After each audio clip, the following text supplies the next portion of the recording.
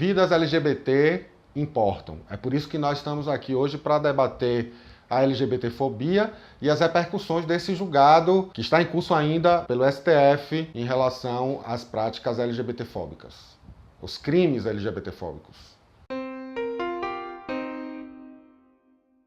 Eu sou membro fundador, tenho muito orgulho de ser membro fundador da RENOSP LGBT, a Rede Nacional de Operadores de Segurança Pública LGBT. Somos policiais civis, militares, bombeiros militares, guardas municipais, que fazemos o enfrentamento da LGBTfobia institucional nos órgãos de segurança pública. E a RENOSP ela foi criada em 2010. São diversos depoimentos de camaradas que sofreram com óbices à promoção nas carreiras, assédios morais, remoções arbitrárias motivadas pela LGBTfobia institucional.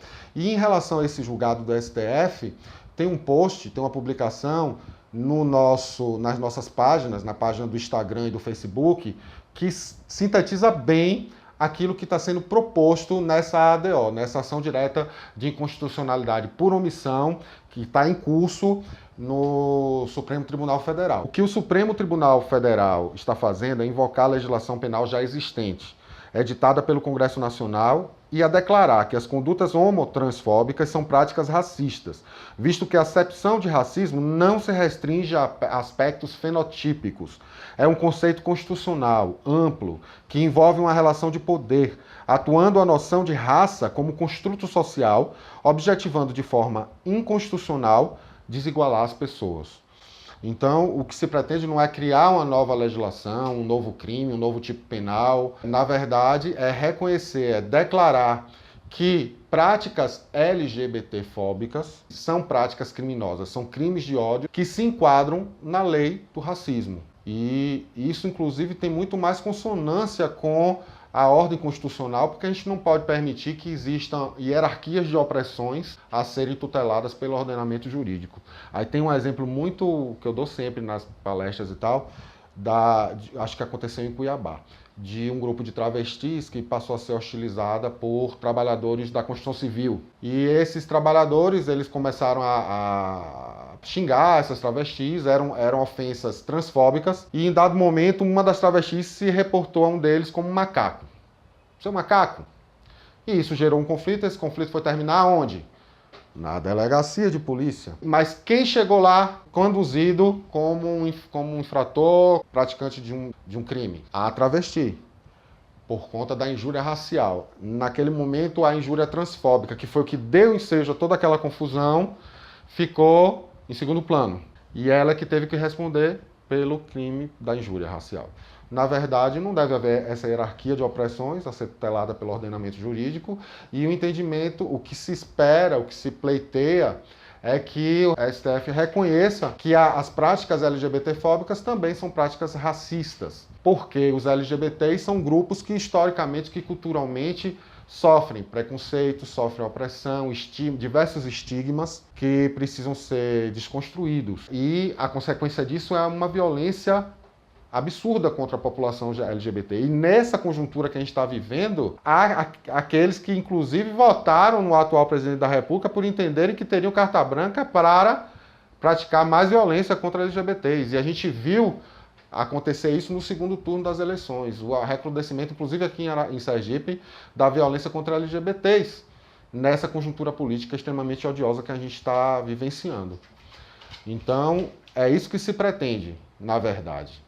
Não é? Agora, para além disso, a gente precisa ter em mente que criminalizar, que uma resposta penal não é suficiente para resolver a questão afeta a LGBTfobia. Aliás, é uma grande ilusão, porque, na verdade, o próprio sistema ele já é LGBTfóbico. Então, é ilusão a gente imaginar que o agressor, ele sendo incurso nesse sistema, ele vai ser ressocializado, ele vai ser educado para o respeito à diversidade. Não. É provável que ele saia desse sistema odiando ainda mais. Porque o sistema extremamente LGBTfóbico precisa ser também quebrado uma série de paradigmas dentro desse sistema. Inclusive, hoje a gente está muito voltado também para o reconhecimento dos direitos dos LGBTs em situação de cárcere, que sofrem muito também dentro dos presídios, e são diversas as denúncias, inclusive aqui em Sergipe, de mulheres trans que têm os seus cabelos raspados, de LGBTs que são estuprados dentro das celas, o que é terrível também. Muitas vezes o seu nome social não é reconhecido. A mesma coisa, os visitantes LGBTs que vão visitar os seus familiares nos presídios sofrem também com, às vezes, revistas abusivas. Então, o sistema precisa ser revisto, porque o sistema é forjado numa cultura extremamente LGBTfóbica. Então, a gente precisa apostar mais em políticas que vão nos dar resultados a médio e longo prazo. O foco está na educação. Se a gente não investe em educação, e aí é lamentável que aqui em Sergipe, por exemplo, tantos municípios tenham legislado no sentido de amordaçar os profissionais de educação para o debate sobre a livre orientação sexual e identidade de gênero, né, os debates sobre gênero e diversidade nas escolas, né, diante do bullying LGBTfóbico, que é extremamente perverso, o alto índice de evasão escolar de jovens LGBTs, na verdade, não é evasão, é expulsão, né? Os nossos LGBTs, em especial as pessoas trans, são expulsas da escola que não está preparada para acolher esse jovem LGBT. Então, é contra essa lógica perversa que nós precisamos lutar, enfrentar no momento de formular as políticas públicas. Então, a prevenção, principalmente nas áreas de educação, de saúde, devem ser a nossa prioridade. Tem uma assertiva de Karl Marx que se enquadra bem nesse nosso debate. Ele diz o seguinte: os homens fazem sua própria história, mas não a fazem como querem. Não a fazem sob circunstâncias de sua escolha, e sim sobre aquelas com que se defrontam diretamente. Então, seria muito bom que não houvesse a necessidade de normas, de leis que tutelassem determinados grupos vulnerabilizados da sociedade, como existe o Estatuto do Idoso, a Lei Maria da Penha, o ECA, o Estatuto da Criança e do Adolescente, e pela falta de um diploma legal que ampare os LGBTs que sofrem tanto com preconceitos, com atos de discriminação e tanta violência, a falta de um diploma legal, ele implica no descaso, repercute no descaso do poder público, nesse enfrentamento, na subnotificação dessas ocorrências.